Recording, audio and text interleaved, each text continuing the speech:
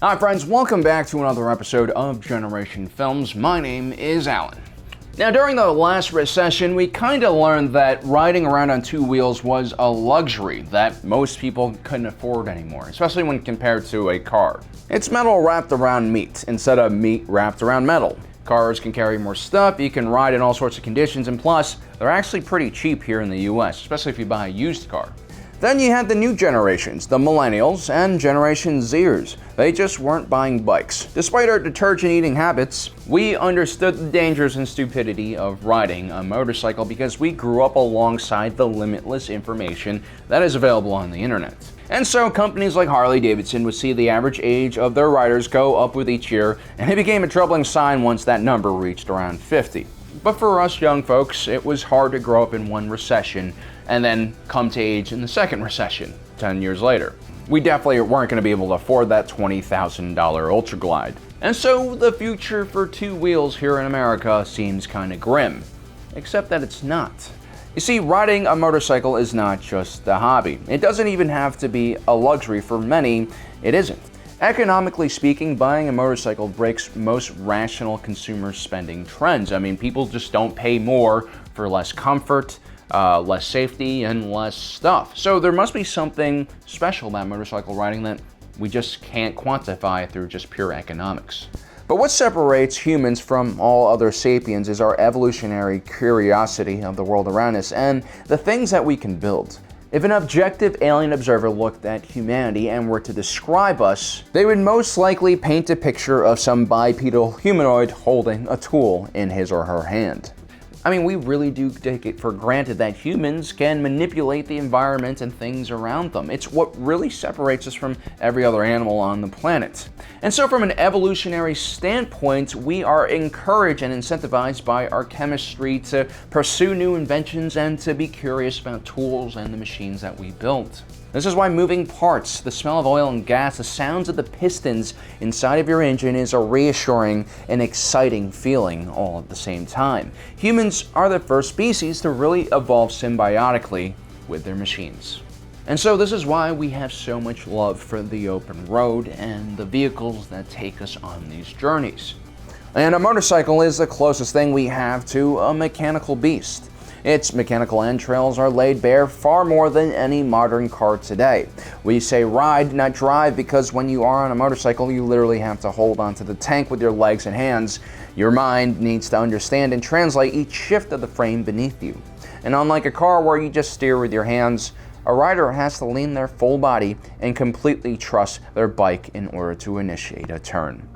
So riding a motorcycle will always be much more intimate than driving a car, especially because your life depends on that machine working properly at very, very high speeds. This is why every time I get on a new bike, I name her and then whisper sweet words to her and promise her that any potential offspring that we will have, I will take care of until they reach an age where they will be independent, so that she doesn't buck me over the handlebars.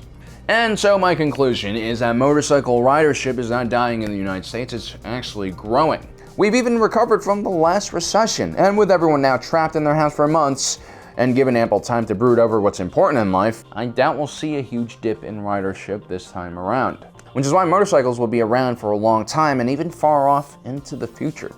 And so today I want to take a look at some of the coolest sci-fi motorcycle designs that we might ride one day in the future. Now, a lot of the bikes on our list are going to look really beefy and have a lot of weapons and thick tires, kind of like the Batpod, or maybe they'll have some really unorthodox riding stance like we see in the Tron Light cycles. But the reality is humanity has already figured out the ultimate configuration for comfort and ease of use on a two-wheeled vehicle when they invented the bicycle in the early 1800s. It's just more comfortable to sit straight up on a bike, especially if you're going to go on long distance rides or you're trying to do some crazy moto stunts. The movie Oblivion is about Earth in 2077. All the roads are clear of traffic, and the only form of ground transportation is motorcycles. While that might not be an accurate summary of what this movie is about at all, as a rider, that's basically all I can see. In the film, Tom Cruise's character rides a futuristic, almost Apple-inspired motorcycle. By Apple, I mean very minimalistic and functional, but at the same time far more expensive than any Android counterpart, which most likely will have better performance. But unlike the more crazier looking motorcycles you'll see on this list, this more normal looking motorcycle has to look normal because it has to work, because Tom Cruise is riding it. You see, Tom Cruise isn't really an actor. His movie productions are actually elaborate Truman Show-like enterprises where he is tricked into thinking that whatever movie situation he finds himself in is real. And so when Tom Cruise's character in a movie needs a motorcycle, he actually needs a working, functional motorcycle, not something that just looks cool and will kill the rider immediately. And Tom Cruise is a madman who hangs outside of airplanes, films movies in actual outer space, and apparently jumps dirt bikes without a helmet on. Look guys, I know that jump doesn't look crazy, but you gotta have pretty big balls or ovaries to land something like that, especially if your face is worth millions of dollars. Luckily, Tom Cruise's $1 million face is also great at breaking falls. It's also a good thing that the bike was built on the chassis of a Honda CR-F 450, which is designed exactly for these kind of shenanigans. On a side note, the Oblivion bike also seems to be extremely portable and light. The wheels actually fold into the body when being stored. Now, these are obviously shots of a non-functional bike, but it is super cool to have the option to put your motorcycle into the trunk of your car if you want to, although I'm sure there's some structural integrity problems with a bike that can fold. Mechanical designs reflect the culture and society of the people making those designs. In the future, in Mega City 1, the massive metropolis that spans most of the east coast of the United States, life is cheap, brutal, and full of violence. The planet is overpopulated and gangs roam the streets trying to survive. In this future world, the police are judge, jury, and executioner. Police brutality is not only encouraged, but it's recommended with a side dish of extreme prejudice and bullets. The Lawmaster, therefore, is a perfect motorcycle for the judges that ride them and the grim streets it patrols in. Built on a heavily modified Gixxer 750 frame that is stretched out, this motorcycle seems a bit front-heavy for good reason. Not only is there a bulky 80s-style futuristic computer helping manage all of the bike systems, you also have machine guns and comm systems on board.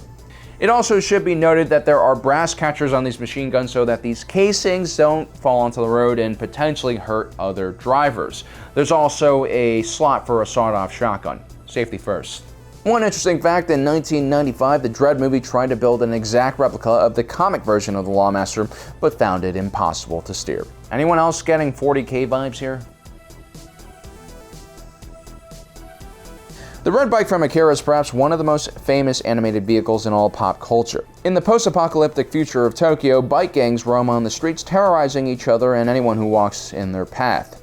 Sotaro Kaneda leads one of these bike gangs, and his bike is also one of the most technologically advanced ones. It has over 200 horsepower, electronically controlled anti-lock brakes, and ceramic double rotor brakes, and a reverse function. But the rider sits almost in a bucket-like seat with handlebars high above their shoulders. The foot controls are far more forward. So what you have is a highly advanced bike with a riding position closer to something you might see in an old cruiser. It's kind of a weird thing you wouldn't really see on the roads today, but that's how you make futuristic designs. They usually have to be very different and unique. The Kaneda bike was such a huge influence on Japanese culture that someone actually built a working replica of that bike. It actually took 7 years and $120,000 to build this bike, and it has the blessings of the creator of Akira. Now it spends its time driving around Japan raising money for autism and kaiju defense. Honda later designed a motorcycle inspired by it called the NM4. It probably still can't go in reverse, but it looks quite similar to the bike from Akira. Akira was considered so culturally significant that it even reappeared once again in Ready Player One. The second you hear motorcycle and Terminator, you're probably thinking about Arnold on a fat boy with a stogie and a sawed-off shotgun. Now, I do love all four of those things in any type of configuration, but the reality is that motorcycle is not future tech. And for a franchise that has time travel and liquid killer robots, I'd imagine they have something cooler. Now ask any rider what the hardest part of learning how to ride a motorcycle is, and they'll probably mention slow speed maneuvers. You see, motorcycles work on centrifugal force. The faster a bike is going, usually the more steady the rider is. It's actually only at slow speeds where balance becomes really important for motorcycle riding. And when some bikes like this BMW R1250 can weigh around 550 pounds and have a seat height of 34 inches, it can be really hard, especially for smaller riders, to balance it. Everyone's dropped a bike once or twice in their life. It's very common to do it in a parking lot or at a traffic light. There's no shame in it. But interestingly enough, engineers have tackled this issue of slow speed maneuvering by actually designing a self-balancing bike. Here's that same BMW, but without a rider. And here's what happens when you put a pair of M1919 Browning machine guns on the front of that same concept. I give you the Moto Terminator. This is probably the only motorcycle I recommend you shoot at with a gun instead of riding. In normal circumstances, it's always fun to ride something new, but unless you're an exceptional hacker, stay away from these things. That clunky BMW we first showed you has changed quite a bit. It should be mentioned that the directors of this movie based the Moto Terminator's movements on their favorite bike, the Ducati Hypermotards. The Batpod isn't just a motorcycle, it's actually an escape pod for the Batmobile, or the Tumbler, whatever that thing is called. And so the motorcycle is actually built into the frame of that larger vehicle. This explains a lot of the more weirder design features on this bike. For instance, the Batmobile has extremely fat and large wheels for a motorcycle, which can make it quite hard to turn on this thing. But these wheels are actually the same wheels that the Tumbler uses and therefore serves as a dual-purpose wheel. The engine that powers the motorcycles are built independently into each wheel, which allows the motorcycle to hug the ground. The Tumbler is quite low to the ground as well, so the Batpod kind of has to fit into that frame. Of course, this gives Batman an extremely dangerous riding position and very little control. As a matter of fact, one steers the Batpod more with their shoulders than their arms. Another cool side effect of having wheel-mounted engines is that the wheels can move independently from the frame or do crazy things like turn sideways when necessary. But still, it's definitely a bike that I would avoid even though it looks really cool. Imagine how much it would hurt going over a bump while lying prone on a motorcycle that has zero suspension.